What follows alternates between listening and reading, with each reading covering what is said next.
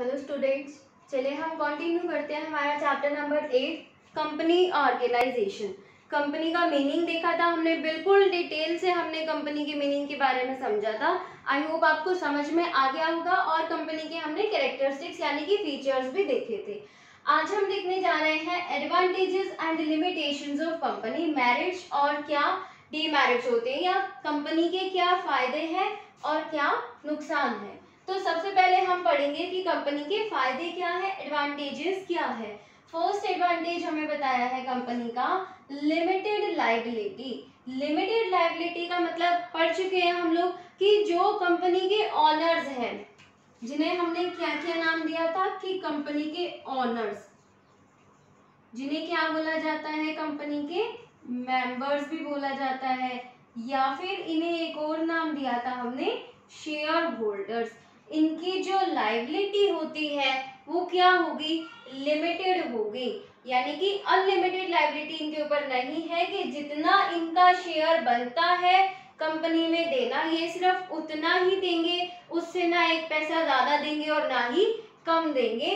तो अगर किसी टाइम पर कंपनी की जो लायबिलिटीज है, कंपनी के दायित्व है वो ज्यादा हो जाते हैं, तो उस टाइम पर कंपनी के जो मेंबर्स हैं इनसे हम पैसा नहीं मंगा सकते, यानी कि इनकी कोई भी रिस्पॉन्सिबिलिटी उस टाइम पर नहीं होगी। तो लायबिलिटी कैसी है, इनकी लिमिटेड है। Next is share transfer facility.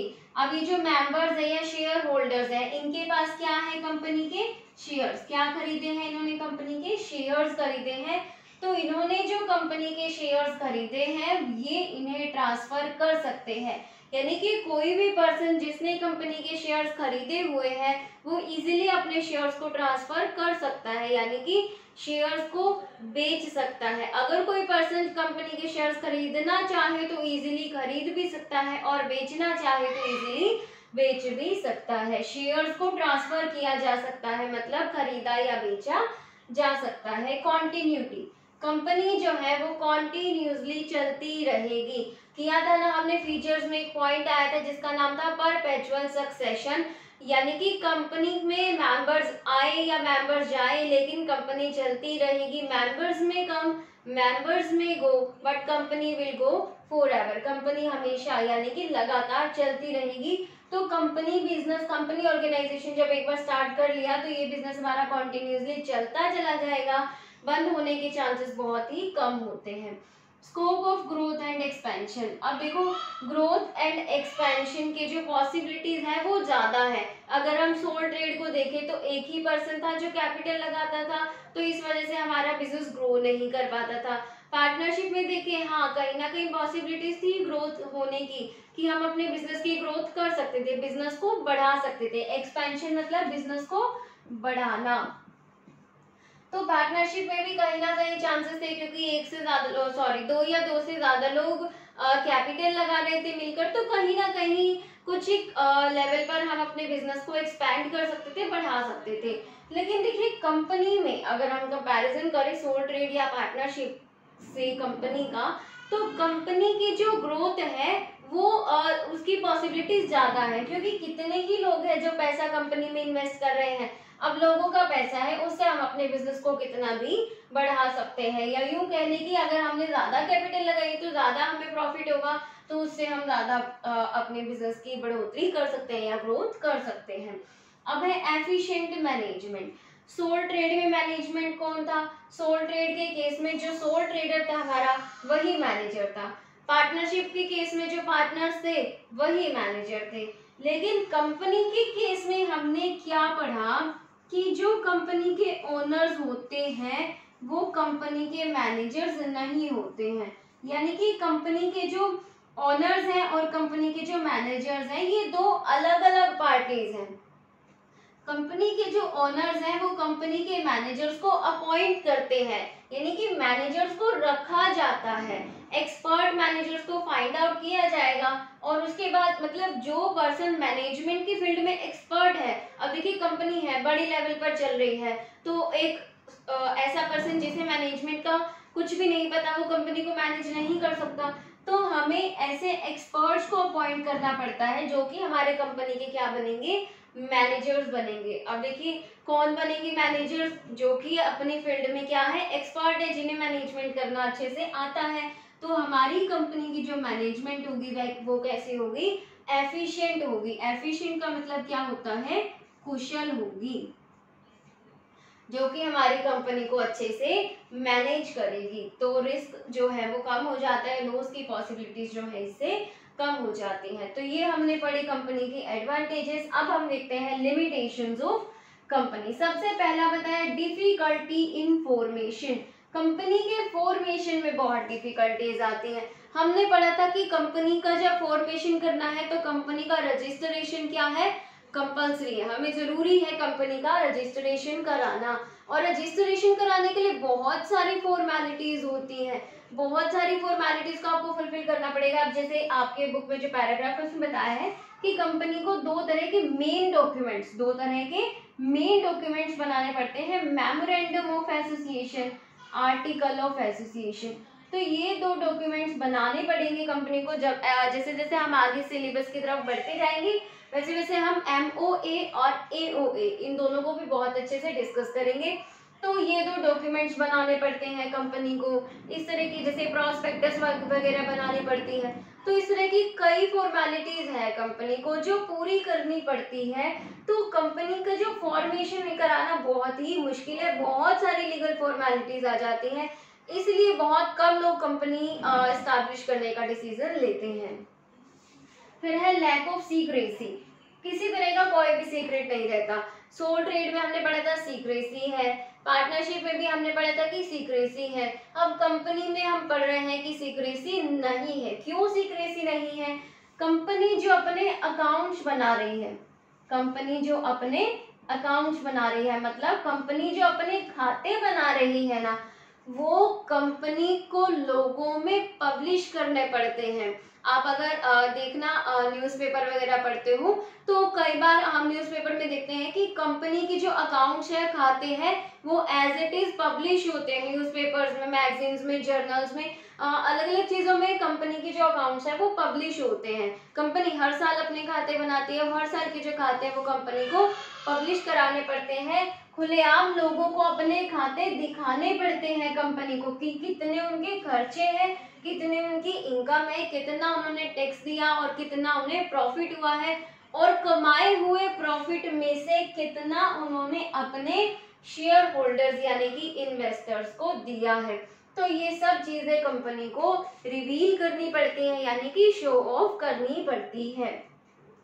तो सीक्रेसी बिल्कुल भी नहीं रहती है। लैक ऑफ मोटिवेशन, अब देखिए मोटिवेशन की कमी है। किसमें कमी है, एक पॉइंट हम पढ़ते थे, सोल ट्रेड में भी पढ़ा और शायद पार्टनरशिप में भी पढ़ा था, direct motivation. Direct motivation sole trade में मुझे बिल्कुल ध्यान है कि हमने ये पॉइंट पढ़ा था, डायरेक्ट मोटिवेशन। क्या था ये पॉइंट, ये पॉइंट एक्चुअली हम मैरिट्स में पढ़ते थे कि ये पॉइंट था सोल ट्रेडर जो है मतलब जो पर्सन है बिजनेस चला रहा है, वो किस लिए, प्रॉफिट का अर्न करने के लिए। तो उसे प्रेरणा कहाँ से मिलेगी, मोटिवेशन का मतलब होता है प्रेरणा, मोटिवेशन का मतलब प्रेरणा, कि कहाँ से प्रेरणा मिलेगी कि हम अच्छा काम करें। अब देखिए मेरा बिजनेस है, सोल ट्रेड है, तो मुझे कौन प्रेरणा देगा कि भाई अच्छा काम कर ले, तुझे कोई काम धंधा कर ले। तो मुझे कोई प्रेरणा देने वाला नहीं, मुझे मोटिवेट करने वाला कोई नहीं है। सिर्फ एक ही चीज है, क्या, प्रॉफिट्स। मैं किस लिए और अच्छा काम करूंगी, किस लिए और ज्यादा लगन से काम करूंगी, ताकि मुझे और ज्यादा प्रॉफिट्स हो, ज्यादा से ज्यादा पैसा कमाने के लिए मैं और लगन से काम करूंगी। ठीक है, तो मुझे प्रेरणा मिलेगी इससे, प्रॉफिट से। अब देखिए यहाँ पर काम संभालने वाला एक्चुअली कौन है, ये लोग जो है मेंबर्स, ये तो खाली पैसे दे रहे हैं। काम कौन संभाल रहा है, सारा मैनेजर संभाल रहे हैं। लेकिन क्या प्रॉफिट का कोई हिस्सा मैनेजर्स को जाता है, यानी कि अगर ये हो कि हाँ ज्यादा प्रॉफिट हुआ तो इनको ज्यादा हिस्सा मिलेगा, ऐसा कुछ नहीं है। मैनेजर्स को उनकी क्या मिलती है, सैलरी, मैनेजर्स को उनकी सैलरी दे दी जाती है। अब देखो मोटिवेशन कहाँ से मिलेगा, प्रेरणा कहाँ से मिलेगी, क्योंकि काम संभालने वाले कौन है, मैनेजर्स। मैनेजर्स को क्या मिल रही है, सैलरी। सैलरी तो उतनी मिलेगी, प्रॉफिट चाहे कम हो चाहे ज्यादा हो या फिर लॉसेज ही क्यों ना हो जाए, इनको तो इनकी सैलरी इतनी ही मिलेगी। हाँ, हो सकता है अगर इंसेंटिव्स कंपनी रखती है कि बोनस दिया जाएगा, ये दिया जाएगा, वो दिया जाएगा, तब तो मैनेजर्स कहीं ना कहीं जाकर अच्छा काम करते हैं। अदरवाइज देखिए, इनके पास कोई डायरेक्ट मोटिवेशन नहीं है। क्या गारंटी है इनके पास कि अच्छा प्रॉफिट हुआ तो कंपनी बोनस देगी ही देगी? कोई गारंटी नहीं है कि ज्यादा प्रॉफिट होने पर इनके यहाँ ज्यादा पैसा लगेगा। तो किसी तरह का कोई मोटिवेशन नहीं मिलता किसको? मैनेजर्स को, क्योंकि काम कौन संभाल रहा है? एक्चुअली मैनेजर्स चला रहे हैं ना कंपनी। तो next is excessive government control. अब गवर्नमेंट का कंट्रोल ही बहुत ज्यादा है कंपनी पर। देखिए, जो पब्लिक कंपनीज होती हैं, हमने शायद डिस्कस किया था कि कंपनीज दो तरह की होती हैं, प्राइवेट कंपनी होती है और पब्लिक कंपनीज होती हैं। तो जो पब्लिक कंपनीज होती है, यहाँ पर हम किसकी बात कर रहे हैं? इस पॉइंट पे हम पब्लिक कंपनीज की बात कर रहे हैं। तो पब्लिक कंपनीज पर गवर्नमेंट को बहुत ज्यादा कंट्रोल होता है। जैसे कंपनी करेगी वैसे करना पड़ेगा। हमें अपने खाते बना करके सबसे पहले तो लोगों में दिखाने पड़ेंगे, खाते बनाकर हमें लोगों में दिखाने तो पड़ेंगे ही, उससे पहले हमें क्या करना पड़ेगा? उन खातों की चेकिंग भी करानी पड़ेगी। उसे एक वर्ड देते हैं हम, ऑडिटिंग। क्या बोलते हैं? ऑडिटिंग। अकाउंट्स को ऑडिट कराना भी बोलते हैं। ऑडिट, ऑडिट कराना मतलब चेक कराना। हमें अपने अकाउंट्स, हमें अपने खाते ऑडिट कराने पड़ते हैं, चेक कराने पड़ते हैं। किससे? सीए से, चार्टर्ड अकाउंटेंट से। हमें साल में एक मीटिंग बुलानी पड़ती है शेयर होल्डर्स की, और जैसा कंपनी कहे वैसा हमें करना पड़ता है। टैक्स भी जितना गवर्नमेंट लगाएगी उतना हमें देना पड़ेगा अपने प्रॉफिट्स पर। तो गवर्नमेंट बहुत ज्यादा कंट्रोल रखती है पब्लिक कंपनीज के केस में। जबकि हम सोल ट्रेड या फिर पार्टनरशिप की बात करें तो इस तरह का कोई भी कंट्रोल गवर्नमेंट नहीं करती है। Delay in decisions. अब डिसीजंस लेने में बहुत ही देर हो जाती है, क्योंकि कंपनी में एक आध पर्सन तो है नहीं, बहुत सारे लोग हैं। अभी शेयर होल्डर्स हैं, इनकी मीटिंग बुलानी पड़ेगी कोई डिसीजन लेने के लिए, मैनेजर्स की सलाह लेनी पड़ेगी, कंपनी के डायरेक्टर्स की सलाह लेनी पड़ेगी, तब जाकर कहीं हम डिसीजन ले सकते हैं। तो डिसीजन लेने में डिले मतलब देरी हो जाती है। Next point is oligarchic management. Oligarchic management, शायद आपको याद हो हमने एक चीज डिस्कस करी थी कि अगर कोई भी डिसीजन लिया जाना है तो ये जो शेयर होल्डर्स हैं, ये मेंबर्स हैं, ये वोट करते हैं। हमने डिस्कस किया था कि ये क्या करते हैं? वोटिंग करते हैं। और हमने शायद ये टॉपिक लिया था कि जब बोर्ड ऑफ डायरेक्टर को अपॉइंट किया जाएगा, सिलेक्ट किया जाएगा, तो ये शेयर होल्डर्स जो है वोट करते हैं। और हर एक शेयर होल्डर के पास एक वोट होता है, चाहे उसके पास शेयर्स कितने भी हो। ये चीज हमने डिस्कस करी थी ना। तो ये सिर्फ नाम से है, एक्चुअली ऐसा नहीं होता है। जितने भी इंपॉर्टेंट डिसीजंस लिए जाते हैं, या अगर बोर्ड ऑफ डायरेक्टर की भी बात करें, जो बोर्ड ऑफ डायरेक्टर चुना जाता है उन शेयर होल्डर्स के अकॉर्डिंग चुना जाता है जिन शेयर होल्डर्स के पास क्या है? ज्यादा शेयर्स हैं। मतलब जो बाकी शेयर होल्डर्स होते हैं जिनके पास कुछ एक शेयर्स हैं, उनकी नहीं सुनी जाती। ये सिर्फ नाम का ही है कि सभी शेयर होल्डर्स की सुनी जाएगी, सभी शेयर होल्डर्स जो कहेंगे वही होगा कंपनी में। ऐसा बिल्कुल भी नहीं होता है। कुछ एक शेयर होल्डर्स जिनके पास ज्यादा शेयर्स हैं, या यूं कह लें कि जो मेजॉरिटी है उसकी सुनी जाती है, माइनॉरिटी की नहीं सुनी जाती है। Next is conflict among investors. Investors जो है, यानी कि जिन इन्वेस्टर्स कौन? जिन्होंने कंपनी में पैसा लगाया है, उनमें क्या होते हैं? कन्फ्लिक्ट। कन्फ्लिक्ट का मतलब होता है झगड़े। कन्फ्लिक्ट का मतलब झगड़े। तो उनमें क्या होते हैं? झगड़े होते हैं। अब देखो, इतने सारे लोग हैं जो कंपनी में पैसा लगा रहे हैं, अब हर कोई ओनर बन के बैठ जाए, अपनी अपनी चलाए, तो किसकी सुनेंगे? अब देखो, 100 लोग अगर कंपनी में पैसा लगाए बैठे हैं और 100 के 100 लोगों की अगर अलग अलग डिसीजन बन गए, तो किसका डिसीजन सुनकर फॉलो करे? सभी इन्वेस्टर्स के आपस में कन्फ्लिक्ट हो जाते हैं। यानी कि उन्हें कुछ शेयर होल्डर्स अपना ग्रुप बना लेंगे, कुछ इन्वेस्टर्स अपना ग्रुप बना लेंगे। उन्हें लगेगा कि कंपनी हमारे अकॉर्डिंग चलनी चाहिए, दूसरा ग्रुप बोलेगा कि हमारे अकॉर्डिंग काम होना चाहिए। तो इस तरह से इन्वेस्टर्स में जो कन्फ्लिक्ट है, जो झगड़े हैं, वो कहीं ना कहीं होते रहते हैं कि कंपनी को उनके अकॉर्डिंग चलना चाहिए। तो ये हमने पढ़े कंपनी के एडवांटेजेस और लिमिटेशंस। फिर से हम रिपीट कर लेते हैं।